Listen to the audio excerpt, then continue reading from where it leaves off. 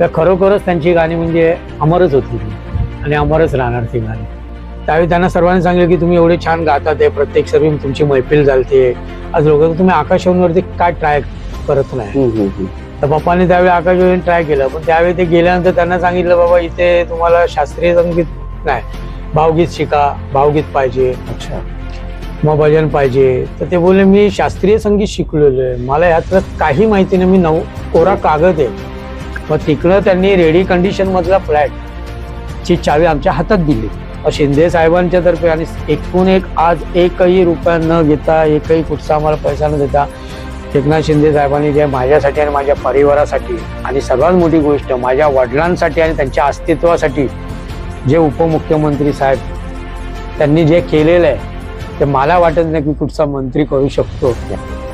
ज्यावेळी डॉक्टरांना कळलं की आता फक्त शेवटचे 42 तास आहेत त्यांच्याकडे, त्यांनी आम्हाला एवढं चांगलं बोलवलं, मला आणि माझ्या बंधूंना हॉस्पिटलमध्ये सांगितलं आता तुम्ही नातेवाईकांना बोलून घ्या, पण मी इथे थांबणार नाही, कारण मी पाहू शकत नाही.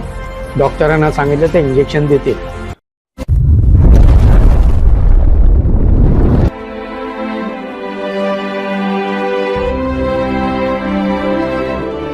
कवित्वातून मानवी आयुष्याच्या सुखदुःखाचं नातं विणणारी मराठी गाणी अनेकदा आपल्या लक्षात राहतात, पण त्याचे गीतकार संगीतकार मात्र उपेक्षित असतात. अजून त्या झुडपांच्या मागे, केशवा माधवा तुझ्या नामात रे गोडवा, हरिभजना विन काळ घालवू नको रे, अशीच आमची आई असती, प्रीत ही डोळ्यात, देव माझा विठू सावळा, रिमझिम श्रावण धारा, अभंग माझा एक तारीवर, सुंदर ते ध्यान उभा विटेवरी, आकाश पांघरून जग शांत झोपले हे. या सूचीतील गाणी आपल्याला सुपरिचित आहेत, पण यासारख्या 350हून अधिक गाण्यांचे गायक संगीतकार स्वर्गीय दशरथ पुजारी, त्यातल्या त्यात अजून त्या झुडपापेक्षा झुडपाच्या मागे जी ओळ आहे मागे, ते फारच सुंदर पद्धतीने गायले ते. कारण काय काय वेळेला काय असतात तो हळूवारपणा आणि झुडपाच्या पाठीमागे काय ह्या सगळ्या गोष्टींचा जो विचार आहे त्या गाण्यामधून, त्या शब्दामधून आणि त्या चालीमधून प्रगट होतो असं म्हणाला. हे नाव धूसर होत चाललं की काय असं असताना त्यांच्या सांगीतिक चरित्र प्रवासावर या मुलाखतीतून कटाक्ष टाकतायत त्यांचे चिरंजीव संतोष दशरथ पुजारी.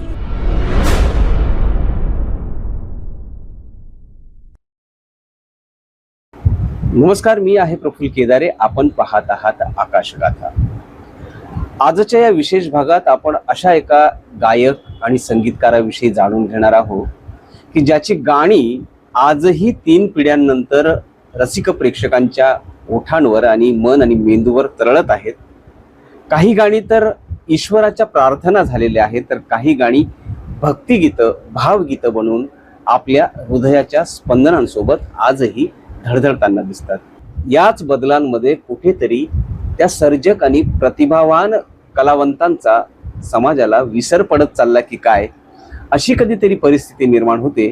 तेव्हा आकाशगाथा अशा वंचित आणि उपेक्षित कलावंतांचा शोध घेत फिरते आणि अखेर त्यांचा इतिहास, त्यांच्या आठवणी, त्यांचं कर्तृत्व पुन्हा एकदा प्रेक्षकांसमोर, समाजासमोर आणण्याचा प्रयत्न करत असते. हो मंडळी, आज मी बोलतो आहे ज्येष्ठ संगीतकार, गायक आणि गीतकार दशरथ पुजारी यांच्याविषयी, ज्यांनी गायलेली आणि संगीतबद्ध केलेली, स्वरबद्ध केलेली काही गाणी मी तुम्हाला वाचून दाखवतो. मग तुम्हाला कळेल की ही व्यक्ती आपल्या किती जवळ आहे. अजून त्या झुडपांच्या मागे, केशवा माधवा तुझ्या नामात रे गोडवा, हरिभजना विन काळ घालवू नको रे, अशीच आमची आई असती, प्रीत ही डोळ्यात, देव माझा विठू सावळा, रिमझिम श्रावण धारा, अभंग माझा एक तारीवर, सुंदर ते ध्यान उभा विटेवरी, रिमझिम झरती श्रावण धारा, मस्त ही हवा नभी, अक्रूरा नेऊ नको माधवा, जगी जास कोणी नाही त्यास देव आहे, जात्यामधले दाणे रडते, हास रे मधुमासना, श्रीरामा घनश्यामा, चल उठ रे मुकुंदा, नकळत सारे घडले, या लाडक्या मुलांनो रात्र आहे पौर्णिमेची. अशी एक ना अनेक गाणी जी दशरथ पुजारी यासारख्या प्रतिभावान माणसाने स्वरबद्ध केली, गायली आणि आपल्या मराठी चित्रपटसृष्टी गीतसृष्टीला ज्यांनी समृद्ध केलं त्यांच्याबद्दल आज आपण विस्तृतपणे जाणून घेणार आहोत. माझ्या सोबत आहे त्यांच्या आठवणींवर उजाळा टाकण्यासाठी त्यांचे चिरंजीव संतोष दशरथ पुजारी. संतोषजी, आपलं खूप खूप स्वागत आहे. नमस्कार सर, आपलं पण खूप खूप स्वागत आहे. आणि आज तुम्ही इथे आलेत हे पाहून भरपूरच आनंद झाला, कारण आज माझ्या वडिलांच्या आठवणीला आणि त्यांच्या स्मृतीला तुम्ही एक म्हणजे वेगळंच वलय आणि वेगळंच हे देतात आहे. त्यामुळे ते ऐकून आणि ते पाहूनच मन भरून आलेलं आहे. गोष्टी आता तुम्ही गाणी सांगितली तर खरोखरच त्यांची गाणी म्हणजे अमरच होती ती आणि अमरच राहणार ती गाणी. दशरथ पुजारी महाराष्ट्राला नव्हे तर देशाला माहिती आहे आणि 3 पिढ्यांपासून माहिती आहे. पण ज्यांना सगळे अण्णा लाडाने म्हणायचे, या अण्णांचं मुंबईमध्ये किंवा संगीत क्षेत्रामध्ये येणं कसं झालं, मी लहानपणापासून ऐकलं असेल, पाहिलं असेल, अनुभवलं असेल, हो. त्यावर थोडा प्रकाश टाका. वडिलांचा माझा जन्म 1930 साली 30 ऑगस्टला झाला आणि तो एका म्हणजे बडोद्याच्या राजाच्या मालामध्ये झाला. अच्छा. कारण तिथे माझे आजोबा वैद्य होते. अच्छा. आणि ते राजांची ती वैद्यकीची काय आजारपण होता तो हे करायला गेलेले आणि तिकडे माझ्या म्हणजे वडिलांचा जन्म झाला. आजोबांचं नाव काय होतं? धनकोडी पुजारी. अच्छा, ते वैद्य होते. वैद्य होते बडोदाच्या संस्थानात. हो. मग तिकडे गेल्यानंतर तिकडे त्यांचा जन्म झाला. मग तिकडनं जन्म झाल्यानंतर मग परत ही वैद्यकीय त्यांची संपल्यानंतर परत आजोबा मुंबईला आले. संस्थान बरखास्त झाली. हो. मग मुंबईला आल्यानंतर मग जसं बोलतात ना वडिलांच नाही बोलत 4-5 वर्षाचे झाले. त्याच्यानंतर मग परत माझ्या आजोबांचं वैद्यकीय प्रकार असल्यामुळे ते गावोगावी जायचे.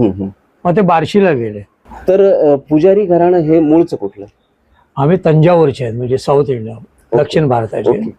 तमिळनाडूमध्ये येतं आणि आम्ही तिकडच्या आमच्या देवीचे पुजारी आहेत, तर तिकडे पुसारी बोलतात. पण आम्ही मुंबईमध्ये आल्यामुळे पुसारी नाव लोकांना वेगळं वाटायचं, म्हणून आमच्या आजोबांनी ते नाव पुजारी म्हणून करून घेतलं. आणि त्याच्यानंतर माझ्या वडिलांची कारकिर्दी चालू झाली. मग ते बार्शीला गेले. बार्शीला तिकडे ते वैद्यकीय आमच्या आजोबांचं चालू होतं. मग तिकडचे एक म्हणजे हार्मोनियम वादक आणि चांगले संगीत म्हणजे तज्ज्ञ गायक होते, गोपाळराव भातंबेकर. तर त्यांची इलाज आमच्या आजोबांनी केला. मग त्यांनी काय बोललं आमच्या आजोबांना की तुमच्या घरामध्ये जर एवढी मुलं आहेत तर त्यात कोणाला जर गाण्याची आवड असेल तर माझ्याकडे पाठवून द्या, मी त्यांना शिकवेल. त्या इलाजाच्या बदल्यात. हा. तर मग आमच्या आजीला याची आवड होती गाण्याची, कारण आमची आजी नेहमी देवाविवाची गाणी गायची. पण ते पप्पांना माझे म्हणजे बाबांना सांगायचे. मग माझ्या आजीने काय केलं, माझ्या वडिलांना सांगितलं तू गायचं हे करायचं. मग त्यांनी मग ते गोपाळराव भातंबेकरांकडे त्यांना पाठवलं. मग जेव्हा माझ्या वडील पप्पांचं वय काय 7 का 8 असेल त्यापासून मग त्यांनी त्यांच्याकडे शिक्षण घेतलं. अच्छा. मग 12 या 13 वर्षाचं होईपर्यंत ते बार्शीलाच होते. मग ते बार्शीला राहायला गेले आणि मग तिकडे त्यांचं शिक्षण चालू झालं संगीताचं. आणि ते मुंबईत कुठे? आणि मुंबईमध्ये आम्ही गिरगाव इथे म्हणजे भेंडी बाजाराच्या पुढे अलंकार टॉकीज आहे, त्याच्यासमोर रत्ना सदन बिल्डिंग आहे, त्याच्या फर्स्ट फ्लोअरला आम्ही राहायचो, पहिल्या माळ्यावर, रूम नंबर 108 मध्ये. आणि तिकडे त्यांचं लहानपण झालं. मग युनियन हायस्कूलमध्ये त्यांचं शिक्षण झालं. म्हणजे शास्त्रीय संगीताचं शिक्षण जे आहे त्यांचं बार्शीला झालं. आणि मग तिकडनं आल्यानंतर त्यांना भरपूर जणांनी सांगितलं की तुम्हाला म्हणजे संगीत क्षेत्रामध्ये घ्यायचं. मग त्यांनी असे नाही बोलले तर 14 गुरु केले. हो का? हो, 14 गुरु होते त्यांचे. आकाशवाणीचा प्रवास कसा होता त्यांचा? आकाशवाणीचा प्रवास ज्यावेळी त्यांना सांगितलं की तुम्ही त्यावेळी नाही ते बोललं तरी त्यांचं 17 का 8 वय असेल, त्यावेळी त्यांना सर्वांनी सांगितलं की तुम्ही एवढे छान गातात आहे, प्रत्येक सर्वी तुमची मैफिल चालते, आज लोक तुम्ही आकाशवाणीवरती काय ट्राय करत नाही. तर पप्पांनी त्यावेळी आकाशवाणी ट्राय केलं. पण त्यावेळी ते गेल्यानंतर त्यांना सांगितलं बाबा इथे तुम्हाला शास्त्रीय संगीत नाही, भावगीत शिका, भावगीत पाहिजे. अच्छा. मग भजन पाहिजे. तर ते बोलले मी शास्त्रीय संगीत शिकलेलो आहे, मला यातलं काही माहिती नाही, मी कोरा कागद आहे, काही नाही. मग ते शिकण्यासाठी भरपूर लोकांकडे गेले. मग जेव्हा त्यांना सांगितलं तुम्ही भावगीतं करा तर ते बोलतात भावगीतांचं शहर भाषा म्हणजे ताज म्हणजे गजानन वाटवे. हा हा मग त्यांच्याकडे गेले. ते काय बोलले, मी असं शिकवत नाही आणि मी शिकवणार नाही, माझी गाणी ऐकायची एकलव्याप्रमाणे हा, शिकायचं. आणि तुम्ही शिकवून घ्या. मग ते बोलले कसं काय करणार, काय करणार. मग 4 वेळा त्यांना फेल केलं.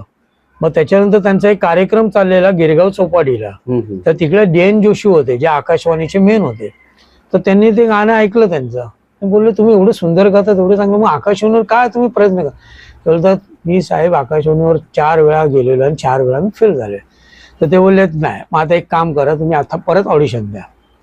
आणि ज्यावेळी ते ऑडिशन दिल्यानंतर ते आल्यानंतर बाबा बोलले काय नाही, यावेळी पण फेलच आहे, काय नाही. मग ते DN जोशी आले आणि बोलले काय झालं, नाही आता रिझल्ट ऐकायचंय फक्त, काय नाही. अच्छा. मग ते बोलले नाही तुम्ही पास झाले. ते बोलले असं कसं काय मी पास झालो. ते जे ऐकत होते ना ते कानाने बहिरे आहेत अच्छा. असे बोलले ते जोशी. हा, कारण त्यांना ते ऐकायला गळत नाही म्हणून त्यांनी तुम्हाला 4 वेळा रिजेक्ट केलं. म्हणजे एक गंमत म्हणून असं झालं. आता तुम्ही झाले. आणि त्यावेळी ते आर्टिस्ट म्हणूनच आकाशवाणीवर आणि कंपल्सरी सर्व गाणी सकाळी उठल्यावर रेडिओ लावल्यावर ती सर्व गाणी भक्तिगीतांपासून दशरथ पुजारी, सुमन कल्याण बरोबर, अच्छा, आणि मधुकर जोशी, म्हणजे त्रिकूट होतं. मग तुम्हाला जर आठवत असेल तर अण्णांचं किंवा तुमच्या घरी कोणकोणत्या गायकांचं, संगीतकारांचं, कलावंतांचं येणं जाणं असायचं, किंवा अण्णांसोबत तुम्ही कुठे कुठे जायचे? पप्पांबरोबर तर मी शेवट पिरियडला, कारण मी सर्वात घरामध्ये 6 नंबर आहे, म्हणजे सर्वात लहान. अच्छा. आणि माझी मोठी बहीण होती, ती पप्पांबरोबर म्हणजे लहानपणापासून म्हणजे आवड म्हणजे गाण्याची तिला, संगीत. हा, तर त्यामुळे ती लता दिदींच्या घरी बसून, आशा दिदीने, म्हणजे सर्वांना ती म्हणजे जाऊन भेटून पण आलेली आहे आणि परिचय पण आहे. मग सुधीर फडके होते, म्हणजे बाबूजी होते, यशवंतदेव होते, या सर्वांचा परिचय असायचा. मग आमच्या घरी गणपती असले तर मग या सर्वांची आमच्या घरी फेरी असायची, हजेरी असायची. कारण 10 दिवस गणपती घरी असले तर एक दिवशी एक जण येऊन घरी जायचे. आता मी लहान असल्यामुळे मला काही कळायचं नाही की ही व्यक्ती कोण आहे. पण जसं जसं मी मोठा होत गेलो आणि जसं मला समजायला लागेल तेव्हा मला कळालं की असे मोठमोठे व्यक्ती आपल्या घरी येऊन गेलेले. आणि सर्वात मोठी म्हणजे गोष्ट म्हणजे श्रवण रूपकुमार राठोड, त्यांची जी फॅमिली होती, माझ्या पप्पांनी त्यांना 6 महिने म्हणजे आमच्या घरामध्ये त्यांना आश्रय दिला. त्यावेळी त्यांना रूपकुमार राठोड यांची, हा, कारण त्यावेळी ते मुंबईमध्ये आलेले आणि त्यांना राहण्याची सोय नव्हती. तर आमचे पप्पा सकाळी सकाळी उठायचे आणि ते समोर एक हॉटेल होतं, इराणीचं हॉटेल, आणि त्या हॉटेलमध्ये जाऊन ते चहा पिणार आणि मग तिथे सर्व त्यांची मैत्रिणी भेटणार, असं म्हणजे येवायचं, गप्पा होय. मग तिकडे ते रूपकुमार राठोड यांची फॅमिली बसलेली. तर पप्पाने त्यांना विचारलं की बाबा काय प्रॉब्लेम काय, तुम्ही कुठून बाहेरनं आलेले दिसतात. मग ते बोलले मी एक गीतकार म्हणजे संगीतकारच आहे, मी एक गायक आहे, तर असा प्रॉब्लेम. तर माझ्या पप्पाने बोलला अच्छा असं आहे का, मग तुम्ही काय टेन्शन घेऊ नका. आणि आमच्या घरी मग त्यांना नदीम आणि श्रवण यांच्यापैकी जो श्रवण आहेत त्यांच्या परिवाराला तुम्ही 6 महिने आश्रय दिला. त्यामुळे श्रवण बोलताना की आम्ही या व्यक्तीला कधीच विसरू शकत नाही की त्यांनी तबला कसा वाजवायचा मला दाखवलं. संतोषजी, अण्णांची बरीचशी गाणी अशी आहेत की ती लोकांना सर्व म्हणजे सुपरिचित आहेत. बरोबर. फक्त आजच्या पिढीला कदाचित ते माहिती नसतील की हे कोणी गायले किंवा कोणी संगीतबद्ध स्वरबद्ध केलेले आहेत. तर त्यांची सगळ्यात जास्त गट्टी कोणासोबत असायची? ऍक्च्युली पप्पांचं बघायला गेलं तर आम्ही लहानपणापासून बघायचो. राणा पवार म्हणून एक यायचे गीतकार यायचे, नंतर मधुकर जोशी जे आजचे गीतकार होते ते कंटिन्यूच आमच्या घरीच असायचे. त्यामुळे आम्ही लहानपणात त्यांना बघायचो, कारण त्यांची पप्पांची गाणी चालू असायची. एका गाण्याला 5-5 चाली लावणार, मग त्यातली कुठची चाल चांगली आहे त्यांना विचारणार. मग त्याच्यानंतर शांताराम नांदगावकर कधी येतील, जगदीश होते, मग रमेश अनावकर होते, हे सर्वजण म्हणजे घरी यायचे. आणि ते आता म्हणजे आता मला कळायला लागलं की एवढे मोठमोठे हे जे गीतकार आहेत. आणि कोणकोणत्या गायकांनी त्यांची गाणी म्हणजे असं बघायला की सुमनताईंनी गायली, नंतर वाणी बर्मांनी गायली, वाणी जयरामांनी गायली, उषा मंगेशकरांनी गायले, सुरेश वाडकरांनी गायले, आशा भोसलेंनी गायलेली, मोहम्मद रफींना त्यांनी एक गझल गायला लावली. अच्छा. मोहम्मद रफींनी पण गायली. त्यांची एक किस्सा काय की तुम्ही कुठल्या तरी कार्यक्रमात गेले आणि तुमच्या वडिलांच्या पूर्ण गाण्यांचा कार्यक्रम होता आणि तुम्ही त्या आयोजकांना सुनावलं? हो, ऍक्च्युली ते काय झालेलं, डोंबिवलीमध्ये त्याच प्रसंग होता तो. तर त्यांना तो कार्यक्रम चालू होता आणि आम्ही दशरथ पुजारींचा मी मुलगा असूनही सुद्धा मी तिकडे तिकीट काढून गेलो की नक्की कार्यक्रम काय तो पाहायचा होता मला. तो सर्वेश हॉलमध्ये कार्यक्रम चालू होता आणि मी तिथं बघायला गेलो तर तेव्हा विनायक जोशी म्हणून माझ्या पप्पांचे शिष्य, त्यांचा उल्लेख पण पप्पांनी केलेला आहे आत्मचरित्रात की शिष्य असावं तर विनायक जोशींसारखा. तर माझं त्यांना तर मी गात ते गाणे सर्व चाललेली. तर आता कुठेतरी बोलतात ना कधीतरी असं वाटतं की बाबा हे चुकीचं काहीतरी चाललेलं इथे बोललं पाहिजे, नाही तर नंतर असाच कार्यक्रम आणि म्हणजे असंच कुठलं ते गाणं- सर्व. कुठलं गाणं तर चुकीचं अशीच गायलं आमची जात होतं? तर अशीच आमची आई असती हे गाणं त्यांचं आहे. हम्म. आणि हे आधीने आम्ही लोक पण प्रयत्न करत ना ते गाणं गायला, कारण की तेवढा आम्ही तो त्यांचं ते जेवढं गाऊ शकतात तेवढं आम्ही नाही गाऊ शकत. तो शिष्य आहे म्हणून आपण काही गावं आणि ते प्रेझेंट करावं लोकांकडं, कारण डोंबिवलीकर म्हणजे एवढे कानाने तयार आहेत. खरीच. डोंबिवली आणि ठाणे इथं म्हणजे संगीताच्या बद्दल काहीच बोलू नये.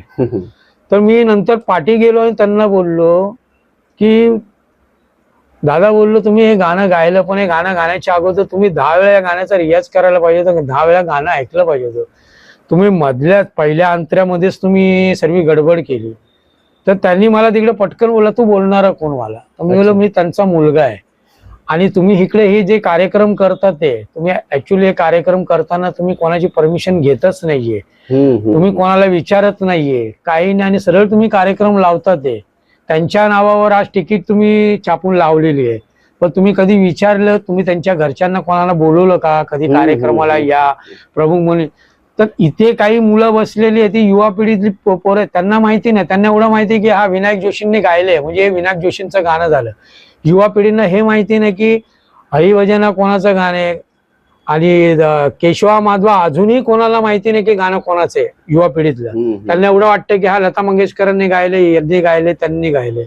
माझं फक्त लोकांना सांगणे एकच आहे की तुम्ही ज्यांच्याकडे जरी ही संगीत शिकतात आहे आणि काय विद्या घेतात आहे त्यांच्याकडे पूर्णपणे त्यांना विचारा की कोणी गायले, कोणी कंपोज केले, काय कंपोज केले. मग भले रसिकांना आज थोडाफार विसर पडला असेल, पण इथल्या सरकारने वेगवेगळे पुरस्कार देऊन त्यांचा गौरव तर केलाय वेळोवेळी. हो. मला वाटतं त्यांनी महाराष्ट्रभर स्टेज शो असतील किंवा मैफिली असतील, चित्रपट असेल किंवा कार्यक्रम असेल, याच्यातनं भावगीतं, भक्तिगीतं, गझल, मला वाटतं एक लावणी, या सगळ्या कला प्रांतांमध्ये त्यांचा वावर होता. वावर तर अशा कोणकोणत्या पुरस्कारांनी त्यांना सन्मानित केलं गेलं? त्यांना गदी माडगुळकर आहेत त्यांचा पुरस्कार मिळाला, त्याच्यानंतर त्यांना चतुरंगांचा पुरस्कार मिळाला, त्याच्यानंतर त्यांना महाराष्ट्र पुरस्कार मिळाला, त्याच्यानंतर जीवन गौरव पुरस्कार त्यांचा झाला तो मिळाला, त्याच्यानंतर समाजरत्न पुरस्कार मिळाला आहे, नंतर मग आपलं राष्ट्रपती पुरस्कार त्यांना जाहीर केलेला. अच्छा. पण त्यावेळी तो नंतर त्यांना तो मिळाला नाही, त्यावेळीमध्ये आयादात नव्हते. असे त्यांना मोठमोठे पुरस्कार मिळाले आणि पूर्ण महाराष्ट्रामध्ये म्हणजे आपला पूर्ण महाराष्ट्रात असं कुठचं गाव नाही आणि कुठचं खेडेगाव नाही की ते दशरथ पुजारींना ओळखत नाही, कारण सर्व ठिकाणी त्यांचे कार्यक्रम झाले. बरोबर. तुळजापूरला तर त्यांना छत्रपती शिवाजी महाराजांच्या पुतळ्याचा आणि त्यांचा म्हणजे लयच वेगळीच एक ती एक हे आहे, कारण आपल्या इकडचे म्हणजे श्याम सारंग म्हणून होते मूर्तिकार, रणजित स्टुडिओच्या बाजूला दादरला होते. तर त्यांना तो पुतळा तिकडे त्यावेळी तुळजापूरला हे करायचा होता. तर त्यावेळी पप्पांचा कार्यक्रम चाललेला आणि ही गोष्ट आम्हाला पप्पांनी सांगितली आणि त्यावेळी त्यांना तिकडे 5 लाख रुपये पाहिजे होते तो पुतळा उभा करण्यासाठी. तर त्यावेळी योगायोगाने श्याम सारंगांची ओळख त्यांनी बघितलं पप्पांना बोललं जरा तुमच्या ओळखीने जर काय झालं अण्णा तर माझा हा पुतळा शिवरायांचा इथं उभा राहील, नाहीतर तो पुतळा उभं राहणं कठीण आहे. तर ते बोलले अरे आता मुंबई असते तर गोष्ट वेगळी होती, पण इथं आपण अनोळखी ठिकाणी आणि आपल्याला लोक ओळखतात मान्य, पण आपण कसं काय करू शकतो असं बोलून पप्पांना बोललं. पण तिकडे एक RSA मधले बोलतात एक खाकी पॅन्ट घातलेली टोपी घातलेली ती व्यक्ती होती. ती व्यक्ती पप्पांजवळ आली आणि पप्पांना बोलली पुजारी साहेब तुमचा हा कार्यक्रम झाला तर तुमचा रात्रीचा जर कार्यक्रम असेल तर आमच्या घरी तुम्ही करतील का? तर पप्पा बोलले आता गाडी आपली दुसऱ्या दिवशीची आहे तर चालेल बोलले करतो, तर तुमची काय बिदागी असेल आम्ही तुम्हाला देतो. तर ते बोलले बिदागीचा काय प्रश्न नाही, पण तुम्ही प्रेक्षक आहात आणि तुम्हाला माझ्याबद्दल एवढी आवड तर मी करणार तुमच्या घरी. मग पप्पांचा तर तो ग्रुपच होता, मग ते बोलले चालेल. मग त्यांच्या घरी गेले, त्यावेळी वाडे होते, तिथे बसले. त्यांना पप्पांना वाटलं समोर प्रेक्षक वर्ग भरपूर असेल, बघितलं तर फक्त 4च माणसं होती. त्यांची आई होती, अच्छा, आणि त्यांचे भाऊ होते मिसेस होती आणि घरातली मुलं होती. पप्पा बोलले एवढंच जण. ते बोलते हा माझ्या आईला फक्त तुमचं एकच गाणं ऐकायचं, अशीच आमची आई असते. क्या बात आहे. ते गाण्याशिवाय ती बोलली दुसरं गाणंच नाही ऐकायचंय. त्यासाठी मी हा कार्यक्रम ठेवला, तुमची जी बिदागी असेल मी देतो. पप्पा बोलले काही नाही, आईंना ऐकायचंय, आज मोठी गोष्ट आहे, एका आईला माझं हे गाणं आहे. मग मी गेलं आणि त्या माणसाने नंतर मग पप्पांना तिकडं 5 लाखाचा चेक तिकडे हे केला आणि हा चेक तुमच्या हातात देतोय, तुम्हाला तो पुतळा उभा करायचा आहे, तो पुतळा तुम्ही लावा आणि हा पुतळा तुमच्या एका गाण्यामुळे उभा आहे. क्या बात. ही एक लय मोठी गोष्ट, मोठी आठवण आठवण आहे.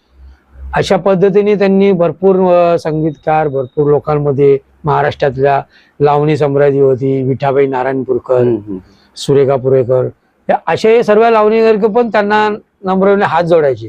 बोला अण्णा तुमच्यासारखं म्हणजे तुम्ही म्हणजे भक्तिगीत गाणारे, पण तुम्ही आमच्या अशा काही लावणी तुम्ही आम्हाला प्रेझेंट केलेल्या आहेत, त्या लावणी आम्ही फक्त गातो आणि त्याच्यावरती आम्ही आमचं पोट भरतोय.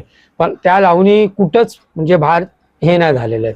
आज मला म्हणजे महाराष्ट्राच्या प्रेक्षकांना आणि लोकांना सांगताना एवढंच वाईट वाटतं काही गोष्टी, की आम्ही तर आहोत पण आज त्यांचा विसर लोकांनी पूर्ण गेला. 2008ला माझ्या वडिलांचा देह झाला आणि त्या दिवसापासून लोकांनी जे त्यांच्या गाण्याचं आणि त्यांच्या नावाचं कुठेच उल्लेख नाही. साहेब काय बोलणार. संतोषजी, तुम्ही म्हणालात की 2008 नंतर अण्णांचा कुठेच उल्लेख होत नाहीये किंवा त्यांचा विसर समाजाला पडत चालला की काय, पण त्या आज असो नसो त्यांची गाणी मात्र अजरामर आहेत. 3 पिढ्या ऐकतायत, अजून मला वाटतं 7 पिढ्या त्या ऐकतील. सरकारकडनं म्हणजे तुम्हाला घर वगैरे काही मिळालं की नाही सरकारी कोण? आम्हाला ऍक्च्युली म्हणजे 10% हिशोबाने आम्हाला गव्हर्नमेंटने दिलेलं, म्हणजे 82 का 83 सालाची गोष्ट आहे. अच्छा. त्यावेळी दत्ता ननावडे म्हणून हे होते, त्यांनी आणि वसंतराव पाटील यांनी पप्पांना ते घर हे केलेलं. पण नंतर आमचं कुटुंब एवढं मोठं असल्यामुळे आणि काही कारणास्तवामुळे आम्हाला ते घर हे करायला लागलं. कारण की त्यानंतर बरेच वर्ष मला वाटतं तुम्ही डोंबिवलीमध्ये वास्तव्य होतं. डी माडुकरकरांचा जो सत्कार झाला तर त्यावेळी ठाण्यामध्ये संजय राऊत होते, स्मिता इंदुलकर होते आणि एकनाथ शिंदे साहेब होते.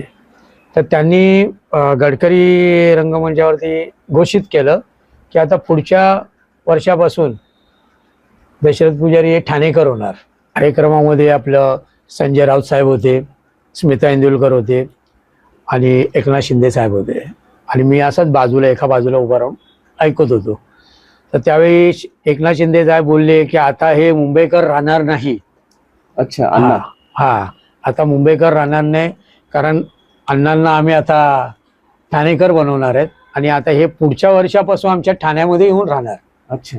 हा, एकनाथ शिंदेंनी घोषणा अशी घोषणा केली.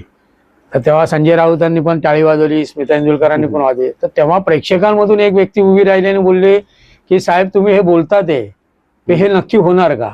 तर तेव्हा शिंदे साहेबांचं एकच वाक्य मला आवडलं, ते बोलतात मी जे बोललो ते होणार. आणि माझ्या तोंडातून निघालेला शब्द हा कोऱ्या कागदाचा शब्द असं बोलले. आणि त्याच्यानंतर मग आपलं सारेगमावरती कार्यक्रम झाला पप्पांचा, स्वप्न सुरांचे, नवतारुण्याचे. त्याच्यामध्ये त्यांना जजेस म्हणून बोलवलं आणि तो कार्यक्रम झाला आणि नंतर पप्पा एकदमच त्यांना एकदम आजारी पडले. हा, तर ते हॉस्पिटलमध्ये सर्वांना सांगितलं की 22 तारखेला का 23 तारखेला माझं कार्यक्रम सर्वांनी बघा, सर्वांना सांगत होते. पण त्यांना हे माहिती नव्हतं की सर्वांना माहिती पडलेलं आहे आता इकडे.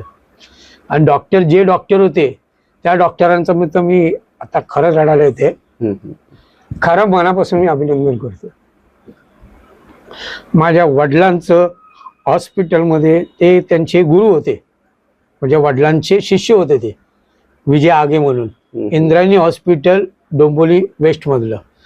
कधी हॉस्पिटलमध्ये गेलं तरी त्यांचा सर्व खर्च ते करणार. पण कधी आम्ही बोललो ना सर काय आम्हाला काही विचारायचं नाही, ते तुमचे नाही आमचे आहेत, माझे गुरु आहेत ते माझे वडील आहेत, मी माझ्या वडिलांचं करतोय, मला विचारायचं. ज्यावेळी डॉक्टरांना कळलं की आता फक्त शेवटचे 42 तास आहेत त्यांच्याकडे, त्यांनी आम्हाला एवढं सांगितलं, बोलवलं मला आणि माझ्या बंधूंना हॉस्पिटलमध्ये, सांगितलं आता तुम्ही नातेवाईकांना बोलून घ्या, पण मी इथे थांबणार नाही, कारण मी पाहू शकत नाही. डॉक्टरांना सांगितलं ते इंजेक्शन देतील, पण मी उभा नाही राहणार. अक्षरशः ते डॉक्टर तिकडून रडत गेले. आणि त्या डॉक्टरांनी आत्तापर्यंत जेव्हा जेव्हा गेलं, अशी व्यक्ती आणि अशी माणसं मिळणं सर, महाराष्ट्राला सांगतो, त्यासाठी काहीतरी पुण्य करायला लागतं आणि काहीतरी बनायला लागतं, त्याशिवाय होऊ शकत नाही. आणि त्या डॉक्टरांना तर मी मनापासून दंडवत घालतो की तशी व्यक्ती होऊ शकत नाही, की एका गुरुसाठी एवढं कोणीच करू शकत नाही, पण त्यांनी भरपूर केलं. शेवटचा श्वास त्यांनी डोंबिवलीत घेतला. यात्रेमध्ये म्हणजे पूर्ण डोंबिवली होती. डोंबिवलीतले जेवढे नेते, जेवढे राजकारणामध्ये जेवढे नेत्यांपासून सर्वपासून, लता मंगेशकरांचा फोन आला, त्यावेळेस आपले विलासराव देशमुख मुख्यमंत्री होते, त्यांचा फोन आला, सुरेश वाडकरांचा आला, मग मृदुला दाढे त्यांची शिष्या, शन्ना नवरे हे सर्व आले त्यावेळी. आणि अंतिम यात्रा चालली होती आणि सर्व चप्पल काढून, पहिलं अंतिम यात्रा मी अशी बघितली की सर्वजण विदाऊट चप्पल चालत होते. अंत्ययात्रा जेव्हा त्यांची चालली होती तर तेव्हा त्यांचं फक्त एकच गाणं चालू होतं, आकाश पांघरुणी जग शांत झोपले हे, घेऊन एक तारी गातो मी कबीर दोहे. त्यांनी मला एकनाथ शिंदे साहेबांनी तो शब्द कसा पाळला. आणि ज्यावेळी पप्पांची अंतिम यात्रा ज्यावेळी आम्ही स्मशानभूमीमध्ये गेलो, तर त्यावेळी स्मशानभूमीमध्ये शिंदे साहेबांचे योगायोगा शिंदे साहेबांना यायला मिळालं नाही, पण त्यांनी ते फोनवरती बोलले. आणि तेव्हा त्यांनी तिकडे बोलले, ही घोषित करा स्मशानभूमीमध्ये, ही गोष्ट घोषित करा की दशरथ पुजारी अय्यादात नसले तरी आम्ही त्यांच्या वारसांना फ्लॅट देणार. अच्छा. आणि ते झाल्यानंतर 2000 नंतर मग काही डोंबिवलीकर, म्हणजे असं आमच्याबरोबर घटना घडल्या डोंबिवलीमध्ये साहेब, की अशा कुठच्या संगीतकाराबरोबर आणि त्याच्या फॅमिली बरोबर कधीच घडू नये. काही लोकांनी त्रास पण दिला, एवढा त्रास दिला की जिथे आम्ही काय करायला गेलो तर तिथे असं करून टाकायचं की आम्ही काहीच करू शकत नाही. अच्छा. आम्ही कुठं कॉम्पिटिशन मी लावली, या वडिलांचा कार्यक्रम लावला तर बॅनर फाडून टाकायचे रात्रीच्या रात्री येऊन. अरे दुसऱ्या दिवशी बघितलं तर मग काय ना काहीतरी कारण असतं, काहीतरी म्हणजे असं करून प्रत्येक गोष्टीमध्ये आम्हाला त्रासावर त्रास आणि एवढे त्रास. आणि माझे बंधू नंतर मग बोलले, अरे वडीलच येते ना, बंधू तिथे निघून गेला. मी एकटा असल्यामुळे मी जे एवढं त्रास केला. त्याच्यानंतर आमची जी रूम होती, ती ज्या रूम मध्ये आम्ही राहत होतो, मग ती रूम आम्ही काढली आणि म्हणजे हे केले. त्याच्यानंतर मग मी भाड्याच्या रूमवरती राहत होतो. मग एक दिवस असं झालं की माझ्या मित्राने सांगितलं काहीतरी केलं पाहिजे, बघ कसं काय, किती दिवस तू असे आले. तर मी बोलला, अरे मी काय करू बोललो, आज माझे क्लासेस मी चालू केलेले सर्व करतात, मग किती त्रास मला डोंबिवलीमध्ये मला एवढा होतोय. एक माझे मित्र होते, त्यांनी मला भरपूर सपोर्ट केला. मग शिंदे साहेबांशी माझं बोलणं झालं. मग शिंदे साहेबांनी सांगितलं, तुम्ही एक काम करा, कुठे काही नाही, तुमची माझी वेळ झालेली नाहीये, तर तुम्ही आत्रेला. तर त्यावेळी प्लॅस्टिकच्या वरती एक हे चाललेलं, तर मी त्यावेळी आत्रेला गेलो आणि आत्रेला मग शिंदे साहेबांनी मला बोलवलं. मग त्यावेळी आमच्या आज कल्याण शहर प्रमुख शिंदे गटांचे रवी पाटील आहेत. मग रवी पाटलांबरोबर शिंदे सरांनी म्हणजे साहेबांनी माझी ओळख करून द्यायला सांगितले, यांच्याकडे जावा, ते तुम्हाला तिकडे फ्लॅट्सही करून देतो. मग शिंदे रवी पाटलांचं कंस्ट्रक्शनचं काम चालू होतं. मग तिकडं त्यांनी रेडी कंडिशन मधला फ्लॅटची चावी आमच्या हातात दिली आणि सांगितलं तुम्ही जाऊन फ्लॅट बघून या. आणि आम्ही जाऊन फ्लॅट बघितला, पण 1 RK रूम होती. तर मी त्यावेळी काय बोललो, 1 RK तो आपल्याला दिलं ही महत्वाचं. तर मग नंतर मग गेल्यानंतर मग परत मी काल आलो, नंतर मग चालं शिंदे साहेबांच्या तर्फे. आणि एकूण एक आज एकही रुपया न घेता, एकही कुठचा आम्हाला पैसा न देता, एकनाथ शिंदे साहेबांनी जे माझ्यासाठी आणि माझ्या परिवारासाठी आणि सर्वात मोठी गोष्ट माझ्या वडिलांसाठी आणि त्यांच्या अस्तित्वासाठी जे उपमुख्यमंत्री साहेब त्यांनी जे केलेलं आहे, ते मला वाटत नाही की कुठचा मंत्री करू शकतो. कारण की आज दुनिया काय बोले, मला त्याशी काही घेणं नाही, पण माझ्यासाठी ती माऊली आहे आणि माझ्यासाठी तो देव आहे. आणि मी आजही माझ्या मनामध्ये की त्यांनी माझ्या घरी यावं आणि माझ्या घरावर जी रूम मला दिली आहे तिथं त्यांचं चरण लागावं. आणि आज दशरथ पुजारी फॅमिली आणि दशरथ पुजारी परिवार आज त्यांचा क्षणोक्षणी ऋणी आहे. आता तुम्ही पंडित दशरथ पुजारी कला प्रतिष्ठानाची स्थापना केलेली आहे, काय त्याचा उद्देश काय? मग मी 2018ला ही प्रतिष्ठा स्थापन केली. पण माझा हेतू याच्याने असा नाही की माझ्या वडिलांच्या नावाने मला पैसा मिळावा, मी त्याच्याने माझा पैसा कमवेल, मी मोठा होईल, असा माझा काही हेतू नाही. माझा हेतू हेच आहे की आज या प्रतिष्ठानच्या नावाने पुढे त्या नावाने एक शाळा पण बनावी, ज्या शाळेमध्ये मुले येऊन शिकतील. मराठी शाळा आता बंद होतात आहे, पण त्यांच्या नावाने एक मराठी शाळा माझा प्रयत्न चालू आहे, माझी टीम वर्क आहे, कंटिन्यू चालू राहील. ज्याच्याने म्हणजे गांधर्व एक्झाम जे घेतलं जातं ते, त्यामुळे आज माझे काही मित्रमंडळी आहेत ते त्या क्षेत्रामध्ये, संगीत क्षेत्रामध्ये आहेत, ते म्युझिक डायरेक्टर आहेत, काही गीतकार आहेत. त्या असे लोक आज मला सपोर्ट करतात आहे. म्हणजे अविनाश इंगळे सर म्हणून आहेत, ते आज म्युझिक डायरेक्टर आहेत, त्यांनी पण भरपूर म्हणजे त्यांची गाणी चालू आहेत. आज ते माझे म्हणजे मित्र पण आहेत आणि त्यांचा पण मला साथ लाभला. कलावंत जो असतो तो दोन्ही हातांनी उधळून समाजाला कलेचं दान देत असतो. त्याच्याशी अनेक जण प्रामाणिकपणाने वागत असतात. जसं डॉक्टरांचा उल्लेख केला, एकनाथ शिंदेचा उल्लेख केला, तर काही लोक प्रतारणा करणारेही असतात. पण दशरथ पुजारी यांनी दिलेलं निरपेक्षपणे हा संगीताचा वारसा पुढच्या पिढीपर्यंत त्यांच्या तळहातावर देण्याचा प्रयत्न त्यांचे चिरंजीव जे आहेत संतोषभाई करतायत. मला असं वाटतं की मराठीला समृद्ध करणारी, मराठी भाषेला हा दशरथ पुजारी यांचा वारसा आपण देखील हळूवारपणे जपून ठेवला पाहिजे. हीच खरी काळाची गरज आहे आणि हीच खरी दशरथ पुजारींसारख्या एखाद्या वैभवशाली अशा कलावंताला ही मानवंदना असेल असं मला वाटतं.